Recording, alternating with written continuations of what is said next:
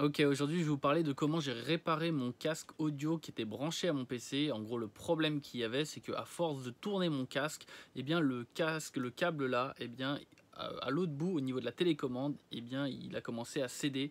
Donc prenez bien, achetez bien des casques avec des câbles détachables. Comme ça permet de, quand il y a un problème, de changer le câble, parce que c'est souvent pas le casque qui est abîmé, mais le câble.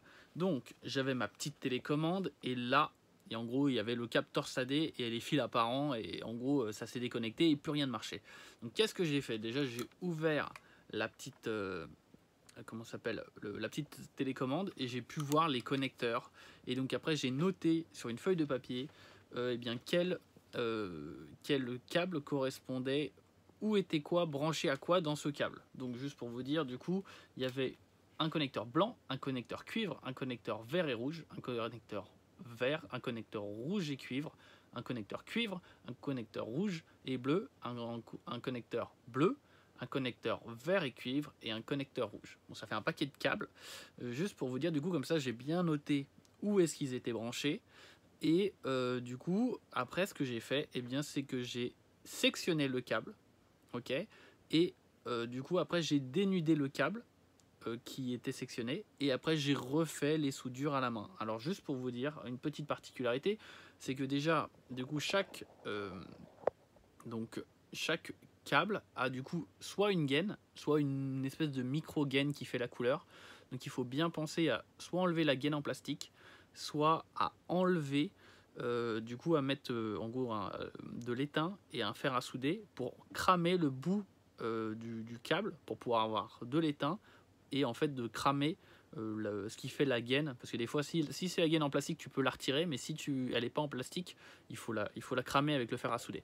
Et donc vous refaites les connexions et il y a une particularité, attention, c'est que dans toute la liste que je vous ai donnée, toutes les couleurs étaient identiques sauf qu'il y a deux cuivres.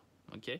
Et donc le premier cuivre qui était avec le, en gros à côté dans la gaine, il y avait un câble blanc et ce câble blanc il était enroulé d'une gaine qui était cuivre. Et bien